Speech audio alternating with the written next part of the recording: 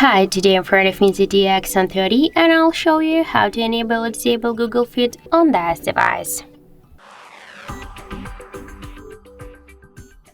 So if you want to turn on or turn off the Google Discover here, you should first hold for a while the home screen of your device and then here tap to the home screen settings. After that, you'll see here display Google App Switcher. Just click here to turn it off, and now let's just swipe with our finger to the right, to the left side, and we can see that the Google Discover is turned off successfully. If you want to turn it on, by the same way, go here to the home screen settings and click once on the switcher. And that's it.